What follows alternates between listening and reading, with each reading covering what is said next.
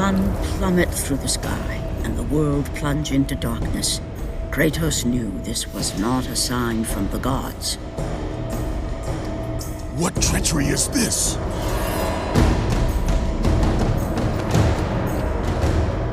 Setting his sights on the glowing horizon, Kratos made his way toward the mysterious light. But there was more afoot than Kratos could possibly know.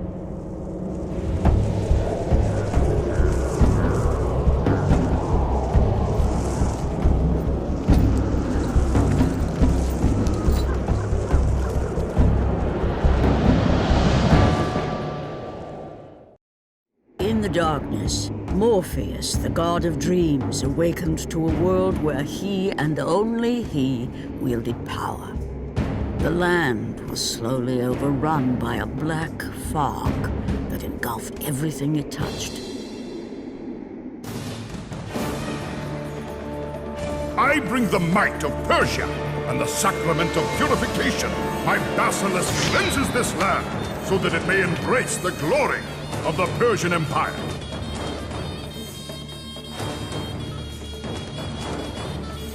Olympus has sent a message, and I am here to deliver it.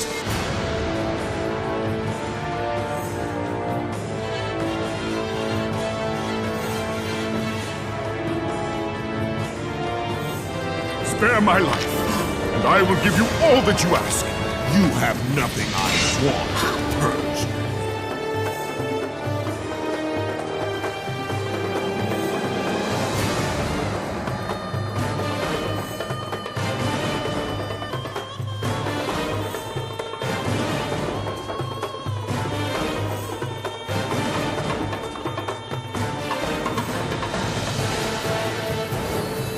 Is this all you would have me do? Is there nothing else?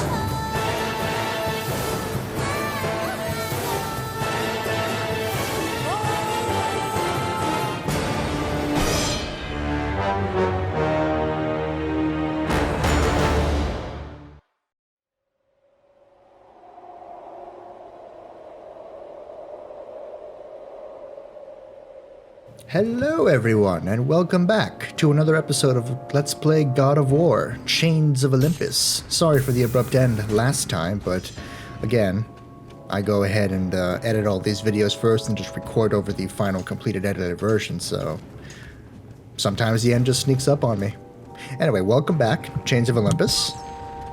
Now the real game begins. We have a conspiracy on our hands. The sun has crashed. The sun god Helios, who knows what's up with him, but sun crashed. Oh shit, it's darkness now, people are suffering. We gotta do something about it. And we will, but first we're gonna take a look at the third menu of this this pause menu here. We can take a look at how many Gorgon's Eyes and Phoenix Feathers we have in our sets. We don't see how many we have total, we just see how many we have in that particular set before our first or second or third upgrade for that particular, in that particular case. Very simple, very bare bones. We can also see other key items that we're going to get later throughout our journey. Oh shit. Behold! The first of actual enemy variants that we will be facing for the majority of the game. These are actual soldier enemies that we will actually be facing for the majority of the rest of the game. Not this particular variant, this particular dark cloud-ish variant. We'll learn more about what these guys really are later on, and who they belong to later on, but that's an actual variant of an actual enemy we'll be fighting for the majority of the game here. And here we have a red orb chest and our very first upgrade here. Again, as I said in the first video, we're going to be upgrading the Ifrit because it's a super useful magic attack that we want to have upgraded to level 2 as soon as possible. Level 3 we're not going to upgrade until like the very end because we don't need it. We need level 2 as soon as possible though, which is why I made it a priority to do that. You'll see that was a white chest, but as I mentioned before in episode 1, not all white chests give you Gorgon's or Phoenix Feathers. There's a few, not many, but there's a few that only give you red orbs. I don't really know why, but some just give you red orbs and some health or magic. That was one of those cases. Here's Ifrit level 2 in action. Not only do we do area of effect damage, but we can continue that damage for a little longer by just mashing circle. Anyway, we're facing actual enemies now, and later on in this video, we're going to be getting into the strategy of how to deal with the actual enemies of this game. The more difficult version of those soldiers, and other such awful enemies that we're going to have to deal with for the majority of the runtime of this game. Again, now the game truly begins. Now we're truly being faced with things that we're going to be tested against for the majority of the rest of the runtime here. Here we have a couple of soldiers, and we're introduced to archers. These are actual archers that we will be facing for the majority of the rest of the game. These are the soldier archers that we will be facing for the majority of the rest of the game, and two actual sword-wielding soldiers that we will be facing for the rest of the game. I'm using some basic strategies here because we don't have to get more complicated than this currently. Later on down the line, when we face the tougher variants of these things, we will have to get a little fancier, and we will have to rely on what I call the tactic to get through Chains of Olympus God mode in one piece, or as much of one piece as is possible. Because this game is difficult, as I mentioned before. This is a very, very difficult game in God mode, and it can kick your ass really, really easily, really, really quickly if you're not careful. I died incalculable amounts of time in my practice playthrough, and now I know what to do to actually get through these things in relatively one piece. But anyway, as a staple in God of War, infiltrate these houses with people that don't live there anymore because of shit that went down, and, you know, pillage for red orbs and shit, and yeah, now we have a little cutscene. The power of Morpheus affected even Kratos, as he was haunted by a strange melody.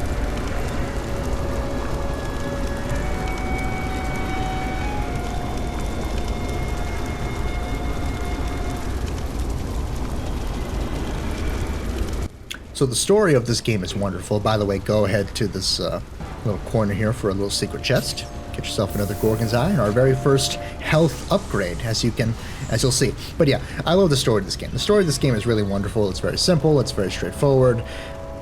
But it's very, very sweet and tragic, and yeah, I like the story of Chains of Olympus. It's really good. There's not much to say about it. It's not that complicated. It's very straightforward when we get into it. Well, the Kratos side of it is pretty straightforward, I'll say. The actual external plot is a little bit complicated. It's a little bit weird. It's a little bit, I kind of wish we spent more time on it. There's a lot of cut content for this game that I wish wasn't cut, because some of that cut content probably could have helped provide more context to the actual external plot of what's actually going on here. In this case, the sun crashing from the sky. Want to learn more about that, and we do learn enough about it to get a sense of what's going on, but it's never really the main focus. Like,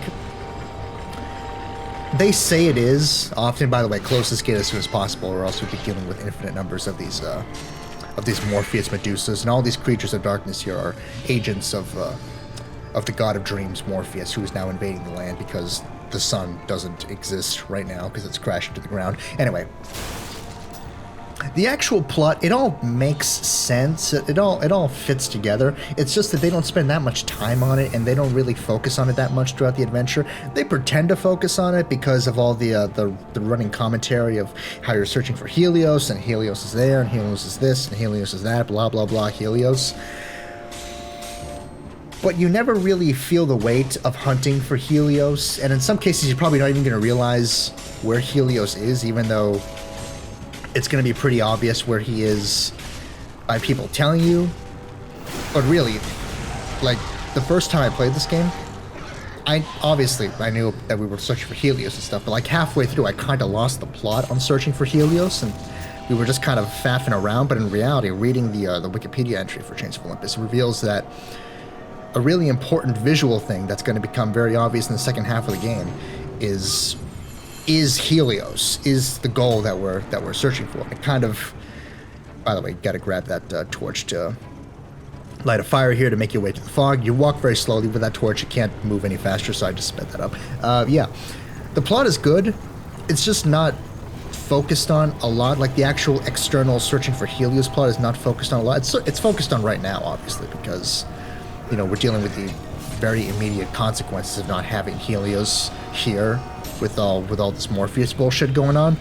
But when we get to the second half of the game, we kind of start to lose the plot a little bit of searching for Helios and Helios' captors. Which, by the way, yeah, that's a minor spoiler, but Helios has been taken by certain parties that we're going to have to try and hunt down. But we kind of lose the plot of it in the second half, which is why I don't have any problem mentioning it now. So it's a good story. It's just not focused on enough, I don't think, to really make it that memorable. That half of the story, anyway, because the internal stuff that's going on with Kratos is really, really good in this game. It's the external stuff with Helios and the sun and all that you kind of lose halfway through, which might have been intentional because it's not really the point of the game. The point of the game is obviously Kratos dealing with this internal stuff that had to do with that haunting melody. I should say. But we'll get back to that later on. Right now we have this big Morpheus dog to deal with.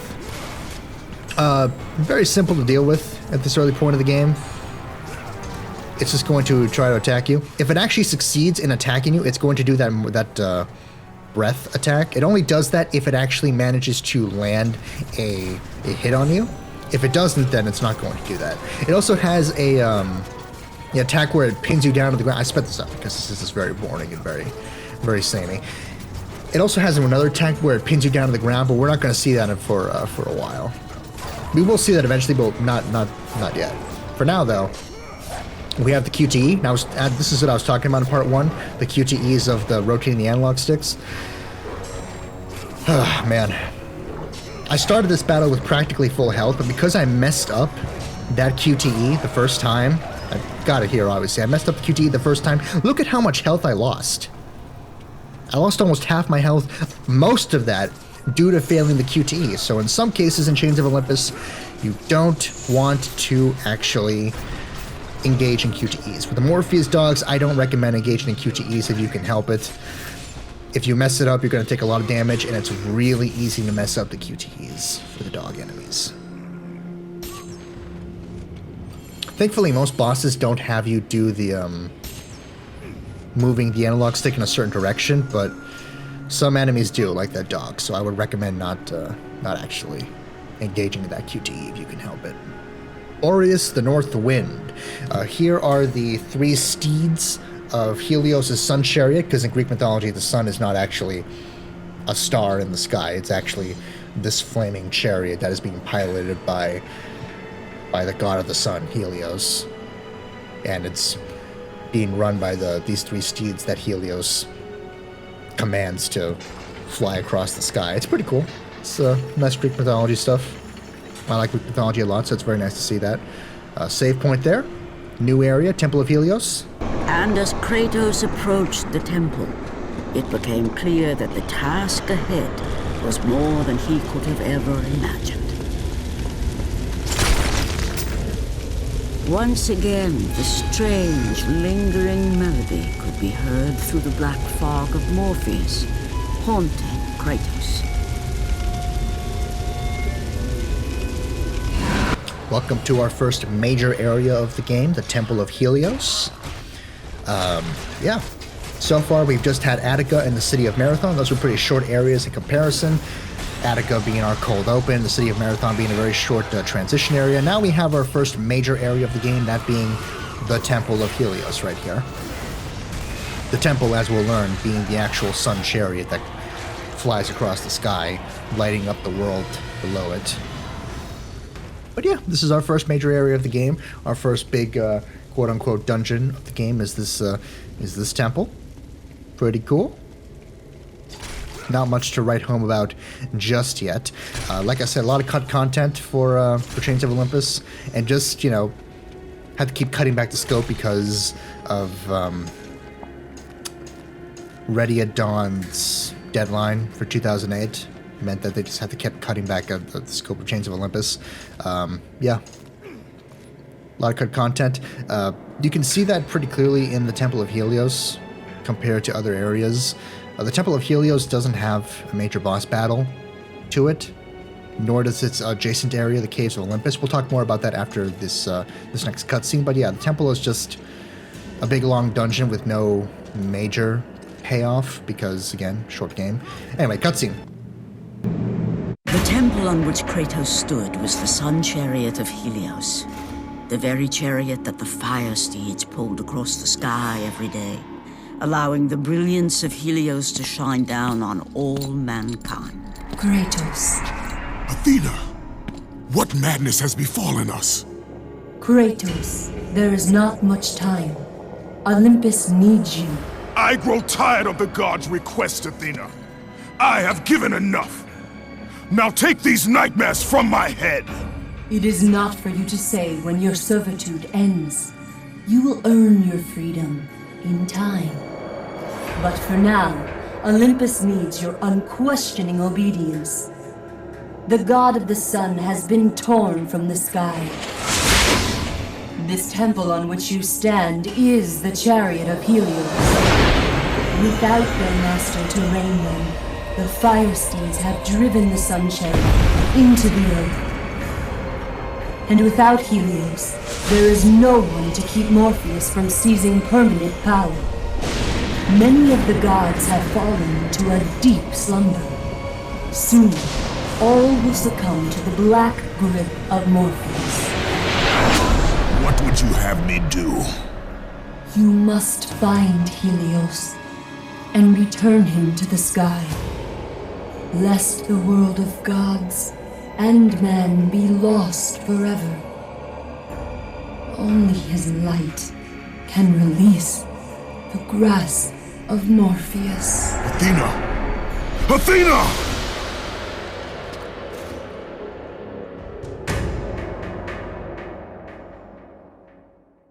And there's our exposition dump for the game. It's a very similar setup to the original God of War, wherein you have that cold open with the Hydra, and then Athena, Kratos' champion.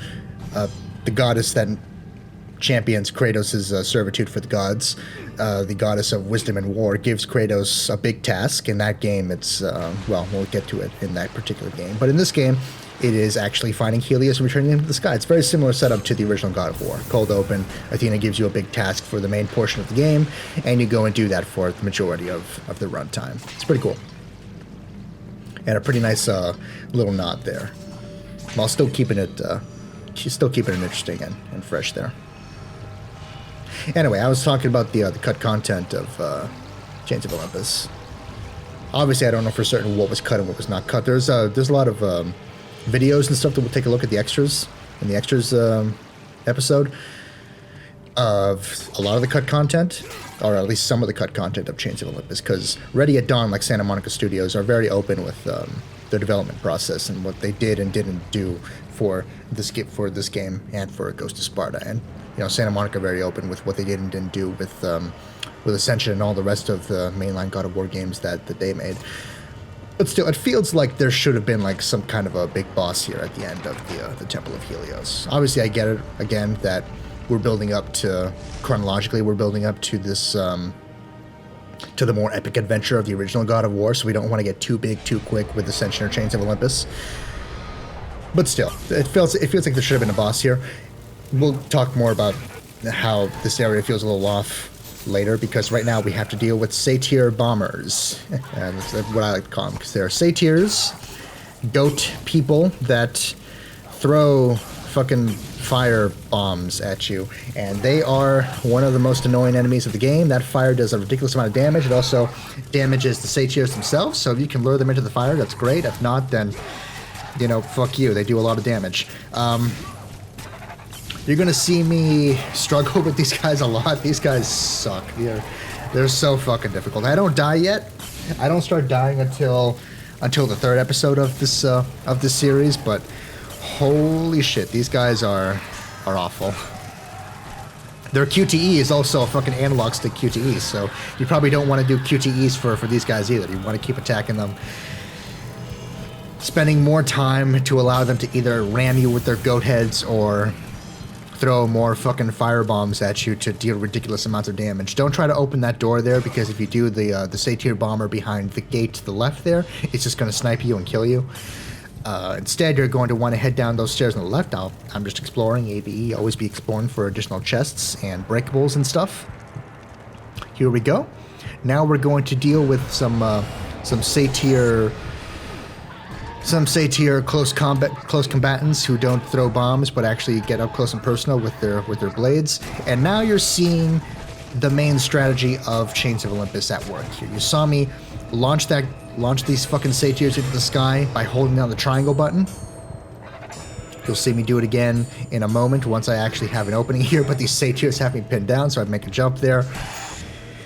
I launch them up by holding the triangle button, and then after they're launched up, it doesn't matter how far away you are, you just start mashing circle. Kratos is going to grab them no matter how far away they are and just start slamming into the ground again and again and again and again and again.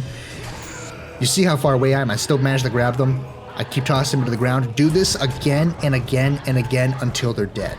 If you reach the ground, they're still alive, you'll still have a chance to grab them as you saw there, or to make it seem like they're still in the sky and just grab them with your Blades of Chaos and just start dunking them around left and right. This is the strategy to deal with large amounts of enemies in God mode.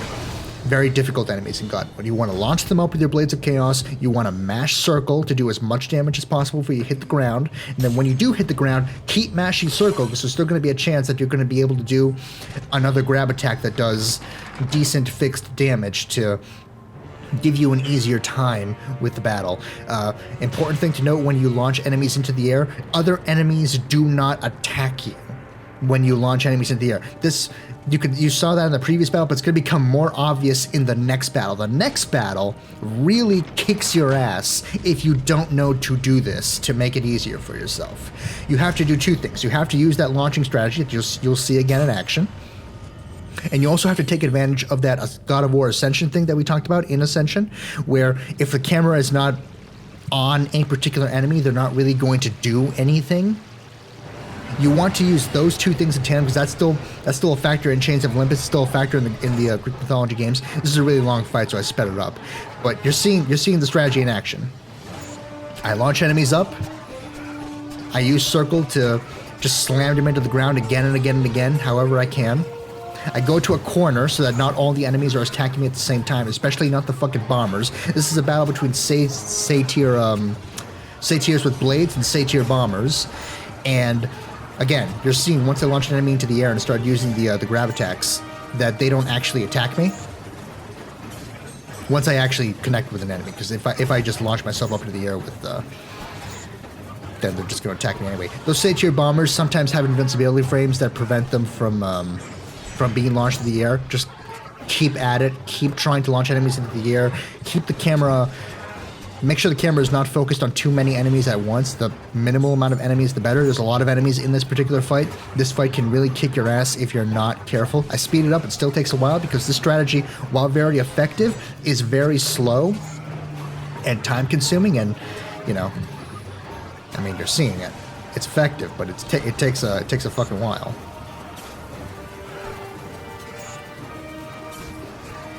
Eventually, you're going to get down just a couple more enemies, and you can be a little more lax with the strategy. The strategy is really fantastic for big herds of enemies, but again, it's very time-consuming, so you don't want to do that strategy all the time. You do want to speed things up a little bit with regular attacks. You know, weak attacks, strong attacks, stuff like that. But when you're dealing with large herds of enemies, you really want to use that launching strategy. Because again, when you launch an enemy into the air, other enemies around them are not going to start attacking you. If you launch yourself up into the air and start doing circle to just smash them into the ground over and over again, enemies are not going to interrupt that. So be sure to do that as often as possible with big herds of enemies. I do it here with the satyr bomber. Again, be careful of satyr bombers. Their bombs hurt like fucking hell. But also, if you're close enough to them, they will just ram you with their heads. And ramming you with their heads also does a lot of damage. Now we're at the point in God of War Ascension God mode where, you know, enemies are going to start doing some very real damage to you. The Morpheus enemies are not that bad. They're about as threatening as the Persian soldiers, really. It's the satyrs that are the beginning of the real trouble you're going to have. Like I said, those soldier enemies and those archer enemies of Morpheus that we saw, we're going to face tougher variants of them that really, really, really kick your ass later down the line. By the way, ABE, always be exploring, and God of War Ascension sub-chests reset themselves after a while. They don't in this game, but I just wanted to be short and thorough. Anyway, be very, very careful, because right now those regular soldier enemies and archer enemies, they're not that bad now. They do about as much damage as the Persians from Attica in the first episode, but we're going to be facing very, very tough variants of them later on that really, really kick your ass and are considered some of the most difficult enemies of the game, I think. But now we're in the Temple of Helios proper. All this time we were working on getting inside, and now we finally are. We know Helios has been, that the chariot has crashed, but we don't know much else. We have to learn some more information before we can really start our search for him, before we can really get to work, as it were. And we will be getting that information from his sister later on. For now, though, we have these harplings, or harpy heads as I call them, because most of their body is just their fucking head and wings. Very easy to deal with. You just grab them with circle once, and Kratos crushes them immediately. They're the easiest enemies in the game to deal with because it's just literally one grab and that's it. They don't really do that much. We're finally upgrading our Blades of Chaos here. There is a tougher variant of the Harpy Heads or the Harplings later on in the second half of the game, but we'll discuss them when we actually get to them. You see here we have our level 2 Blades of Chaos. I'm showing off the moves now because I'm not really going to be using those moves all that much in the main playthrough. The main strategy with enemies is, again, launching them up in the air and doing circle to smash them into the ground again and again and again. The reason you want to upgrade your Blades of Chaos as soon as possible, after upgrading your Ifrit the first time, is the damage, not necessarily the moves. You want that increased damage in God mode, because otherwise you're going to be in very, very big trouble very quickly. Not that it's impossible to play the game with just level 1, but with just level 1 Blades of Chaos, but playing the game with level 1 Blades of Chaos, and you do so little damage that you're stuck fighting enemies for longer, and the longer you fight enemies, the more you open yourself up to mistakes, and opening yourself up to mistakes in God mode, especially once the game really begins and you start dealing with satyrs and the harder versions of the soldiers and the archers, mistakes mean very quick deaths. So you want to do increased damage to end fights as soon as possible. So definitely upgrade those Blades of Chaos as soon as possible after upgrading the Ifrit for the first time. That way you can start doing increased amounts of damage. Here we have Sun Soldiers. These are the main enemies that you will face in the Temple of Helios. Unlike those soldiers of Morpheus that we saw, or unlike the satyrs, these enemies are exclusive to just the Temple of Helios. We won't be fighting them again after we're done with this area. But they're here now, and they're pretty annoying. Basically, they have two attacks. They have that initial launch attack that they do, where they flip up, where they do a little flip in the air to try and smash both their blades down onto you. That attack is they have invincibility frames, so they can't be launched into the air when they do that attack. After they're done with that attack, though, they're open to being launched into the air and, doing the same strategy as you will with the satyrs or as with the regular soldiers. This is the strategy you want to employ for all enemies at all times. Yeah. Blocking the little Jedi flip attack there, you can do it, but I think you get stunned and you open yourself up to taking a lot of damage from their follow-up combo. That initial flip does do a lot of damage, but really what fucks you up with the Sun Soldiers is that combo they do after a successful flip attack. If they don't actually hit Kratos with their little flip attack, then they just do the flip, they land on the ground, they stand still for a second, open themselves up to be launched in the air, and then they try again to do the flippy attack. But if they actually manage to hit you, if they manage to connect with Kratos with that flippy attack, then they will start doing this very long, intricate combo with their blades that does a lot of damage. So definitely don't want their attack to connect with Kratos, because you don't want them to do their very long, intricate, stupid combo with both their blades. Again, Sun Soldiers are the main enemy of the Temple of Helios. We won't be facing them after we're done with the Temple of Helios, unlike other enemies in this game where we fight variants of them throughout the rest of the runtime. The Sun Soldiers are exclusive to this area, so you want to get used to how they fight as quickly as possible, otherwise you're going to be in very big trouble just for this area and its adjacent connecting area. By the way, this is another white chest that does not give you a Gorgon Eye or Phoenix Feather. It just gives you more red orbs and some magic for some reason. I don't know why I don't know why some white chests don't actually give you eyes or feathers. Just a thing that they decided for Chains of Olympus. But here we have a white chest that is going to give us a little something something. Our second feather and our second set. This game is not that long, so you're going to find that we're going to be upgrading our health and our magic really, really quickly. By the time we're done with the Temple of Helios, we will be basically almost done collecting Gorgon's Eyes and Phoenix Feathers, because again, this game is pretty short. After we're done with the Temple of Helios, we're only going to have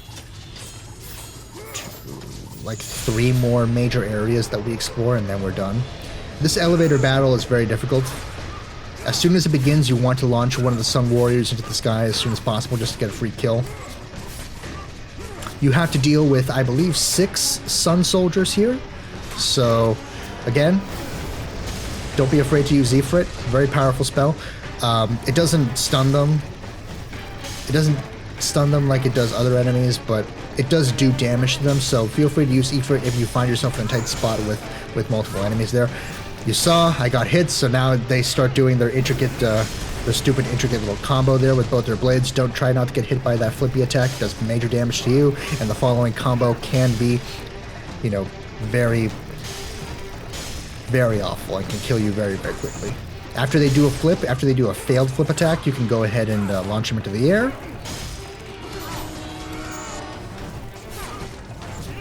As you can see, this is a very, very difficult fight for this portion of the game. 6 of these soldiers, 3 at a time. It's very annoying. But if you can launch them up into the air, you basically got a free kill. If you can launch them up into the air. Again, they're invincible while they're doing their little flippy attack, but once they've stopped, they can be launched into the air, and you can get your kill. I believe now I'm going to show off the actual QTE, because you keep seeing the circle button appear over their heads, because they do have a QTE, but here is their QTE. It's just one button. It's very short. Failing it does mean you take a lot of damage, because again, failing QTEs in God mode and Chains of Olympus is very punishing. Now we're being introduced to this, to these guys, whose names I don't recall right now, but anyway, these are shielded enemies. This is your introduction to shielded enemies. Basically, if an enemy has a shield or armor of some sort, you have to use a combo that ends in triangle. So square, square, triangle is the best one because it's the quickest one. And doing a combo that ends in triangle breaks their armor. That's basically it. And when these things have their armor broken, they do fancier, faster attacks, but the majority of their, like 90% of their combo, when they're unarmored, can be blocked, except for that final swing, which I took the hit from. Very devastating. Their QTE is very simple. Just rotate the analog stick in a certain direction multiple times. Compared to the QTEs where you have to rotate the analog stick halfway, or like just once in a certain direction, the ones where you have to rotate multiple times, like clockwise or counterclockwise, usually counterclockwise, is very forgiving. So I would absolutely recommend doing the QTE for those floating spirit enemies. And yeah, now we're continuing on. Very good game, Chains of Olympus. Got a 91 meta score. Very, very well received. Very excellently done little game here. I really, really enjoy this game a lot. Again, some minor quibbles about the length and the cut content and stuff, but the final product that we actually got is really, really quite excellent. Really, really quite good. Short and sweet, doesn't overstay its welcome. Retains that fantastic feeling from God of War 1 and God of War 2, because again, this came out in between the release of God of War 2 and God of War 3 for the PSP, would get re-released a few years later for PS3 alongside its other PSP counterpart in the God of War Origins collections, but we'll talk more about that after this cutscene.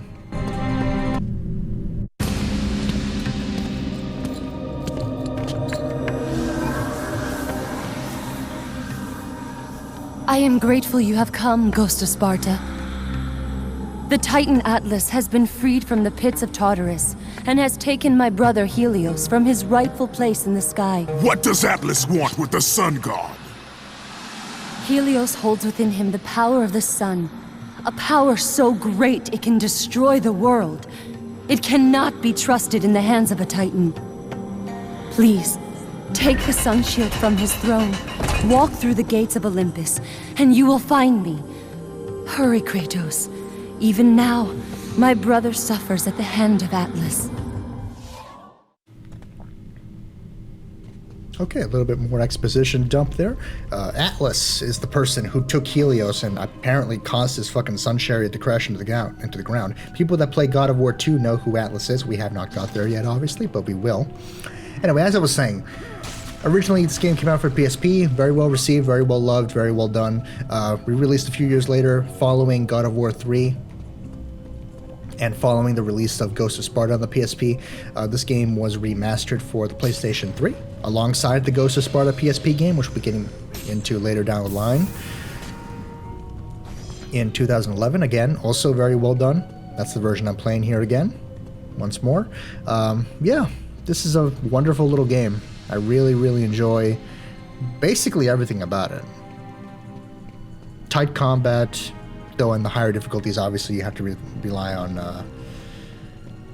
more stupider strategies, like launching enemies in the air and this stuff, but the base game is really well done, and the base game is really something of a triumph for Ready at Dawn. Ready at Dawn Studios, actually, let me look up what Ready at Dawn Studios is all about, because they're a great little studio that did a great job with this title. Santa Monica did not work on this. Santa Monica did not work on this game, as I mentioned, but Ready at Dawn did, and they worked on Ghost of Sparta as well. They worked on Daxter. They created the game Okami, and most recently they did The Order 1886, which not as good as Okami, but you know, they have some really good titles to their name. Very good company. Anyway, we got the Sun Shield. You saw that the first thing I did with the Sun Shield is upgrade it immediately to level 2. The Sun Shield is your parry system, but it's not enough to just parry in God mode. You want to parry and counterattack, which is why I upgraded the Sun Shield immediately. I wanted to make sure that as soon as I had the ability to parry enemies, I could punish them post-parry. This is another way to deal with enemies in Chains of Olympus. It's not as safe as the launching enemies into the air strategy that we've been seeing throughout this episode so far, but the parry system is good. The parry system is quite good, very effective. Definitely will want to use that a lot. As you can see, I took the attack connected, so the Sun Soldier did his fancy stupid little blade combo there. But yeah.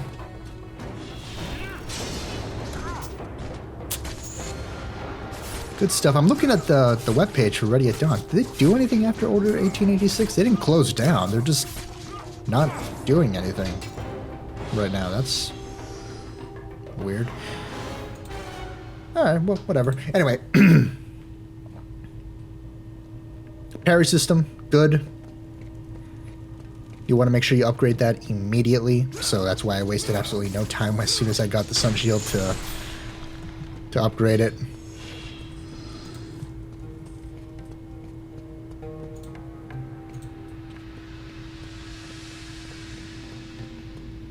Again, Temple of Helios is a very good area, but it feels like there was something cut from this. Or like just the scope of the game wasn't big enough that would allow them to put like a full-fledged conclusion to this area, because we're gonna see. We don't finish this in this episode. We're gonna finish it next time, because we're about to enter an adjacent area of the Temple of Helios that takes us into a separate area, that takes us into a separate little mini quest alongside the main quest to get in contact with Helios' sister and learn more about what we had to do. But then we come back to the temple, and we basically finish up what we're doing here in like 2 seconds, and then that's it. Then nothing Nothing more. Oh, by the way, I looked up Ready at Dawn Studios again, and they did do some other stuff after Order 1886. They just didn't do any other stuff for Santa Monica. They did, let's see, they did Deformers, Lone Echo, Echo Arena, and Lone Echo 2. That's pretty cool. They got a whole other series going on there. I don't know anything about the Echo series, but that's pretty cool. They're still doing work here, even now, in 2021. But yeah, the Temple of Helios doesn't feel like a full-fledged area because it doesn't really have a conclusion. Once we come back, we finish what we do here in like 2 seconds, and then we have like a very easy gauntlet of enemies, and then that's it. You know, there's another little God of War staple that we didn't really see in Ascension, but we're going to be seeing a lot more in later games. We only get the one in Chains of Olympus, this whole running up the stairs as they circle, the hide loading screens. We're going to see this a lot more in later God of War games. This is just a little thing like the beam puzzle in the first episode. As Kratos stepped out into the eternal night, much had changed outside the temple. Morpheus grew ever stronger as his harbingers in darkness continued their relentless march. I mumbled there. That's gonna whet our appetite for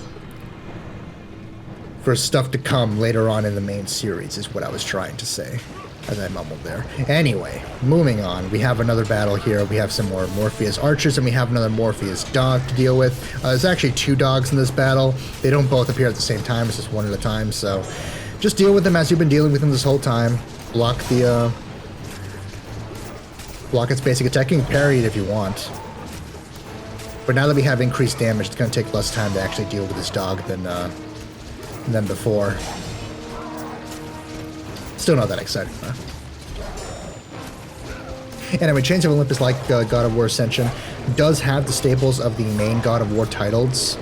That being swimming, that being running up the circular stairs to high loading screens, being puzzles, in Chains of Olympus's case.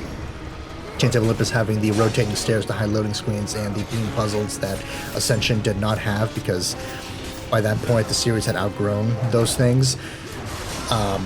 But it had not outgrown them yet by Chains of Olympus, so I wanted to show that, you know, it was just as legit as any other God of War game by having those staples there, but not having them too much, because again, the scope of this game just didn't demand having too many of those. So we only had that one beam puzzle that was kind of a joke, because beam puzzles infamously in God of War, not well liked, very finicky. So Chains of Olympus did the joke of just having the one at the very beginning with the basilisk shooting at you, where you almost fall to your death, and then you get across that one beam, and then you get a trophy saying that all the beam puzzles are not complete, because, again, just a little joke that the beam puzzles were not that well liked. And the rotating circular stairs just wasn't needed that much based on the scope of this game, so they only had the one. But that's going to be a thing that we see a lot more of in the mainline God of War games, and we're going to talk more about their strategies and just how they went about developing that game. Because again, God of War very well documented in how they developed everything, and the stuff that didn't make it in, and the stuff that did, and why that stuff made it in. So very interesting, and very good for people that are interested in the industry in some way, shape, or form. But we'll get to that when we actually get to the original God of War. For now, in Chains of Olympus, we have this little basic puzzle room here. No real enemies to speak of, but get used to this as well in mainline God of War games, puzzle rooms. Ascension didn't really do this that much, but Chains of Olympus onwards, we're going to be seeing more and more puzzle rooms. Enemy rooms where we don't really focus on fighting things. Not really. We just focus on solving usually pretty simple puzzles, but some of them can be pretty difficult. There's some particular puzzles in God of War, in the mainline God of Wars 1, 2, and 3 that can really, be real head scratchers that you have to deal with every now and again. Chains of Olympus, again, just showing that it is a legit God of War game, but it has to be aware that it's a mobile game as well, so it can't be too big in scope as compared to the mainline titles. So it has this stuff, it just has basic versions of this stuff, as opposed to Ascension, which kind of treated this kind of stuff like an afterthought. Chains of Olympus doesn't treat this stuff like an afterthought. It just treats it with the appropriate amount of scope that is necessary for a game that originally came out on a handheld device. Anyway, moving both those statues into their appropriate keyholes, we can climb up this thing to learn about Euros, the East Wind, one of the three steeds of the Sun Chariot. We can open this door, but you'll see that this does not actually lead to the way out of here. This is just a couple of red orb chests that I wanted to get because obviously you want to ABE, always be exploring. The actual solution to this puzzle is a little bit more clever than that. Again, they wanted to be mindful of the scope of the game, but they didn't want to cheat players out of a legitimate God of War experience. So you pull out this wall, and then you run to the left here, and look at that, the little back room here that you didn't know of that we had to go to in order to proceed. There's also a white chest here to get yourself another, what is this? Another Phoenix Feather. The third in our second set. So that's pretty cool. Anyway, the puzzle continues here. Now we just have to guide these two lights to those two little carvings of the sun, and then we'll be introduced to a new mechanic involving the sun shield that'll be very important for the rest of the game. It's those, what do we call them? Helios sunspots, sun shield spots, whatever. Basically, you stand on this orb of sunlight here. You press L1 to get out your shield of Helios, and then you just mash circle. That's going to be very important for some puzzles later down the line, both in this temple and then for stuff beyond when we're done with this temple. They just wanted to introduce that mechanic now.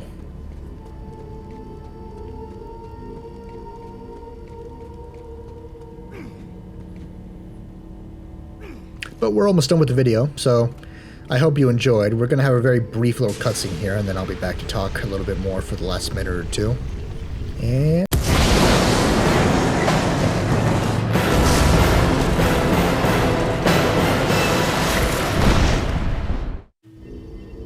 okay, the East Wind is back in action, so that's basically our goal here. We want to get the Sun Chariot moving again so that we can actually, so the steeds can take us to where Helios is. To do that, we have to actually, you know, connect the reins to all three of the steeds. So that's the first one for Euros. Now we have 2 to go. But before that, we're going to make a little detour to see Eos, Helios' sister, in the caves of Olympus that she was talking about. We're going to get there through the use of a Mario 64-esque magic painting that we'll be seeing in just a minute here. It's this thing that God of War 2 does, so that's pretty cool. Again, taking elements from the first 2 God of Wars to make an experience that is just You must hurry, Kratos. that is just as legit as God of War 1 and 2 and 3 and Ascension. Maybe more so than Ascension. This is a better game than Ascension, I think, because just better pace, just better. I'm better mindful of its scope as compared to Ascension. Not that Ascension is a bad game. Just we discussed there that Ascension was the weakest of the franchise, and that was already a good game. So just goes to show that this stuff is even better. But anyway, we're done now. Time to go into the Mario 64 paint to go after Eos. See you all next time. Bye bye.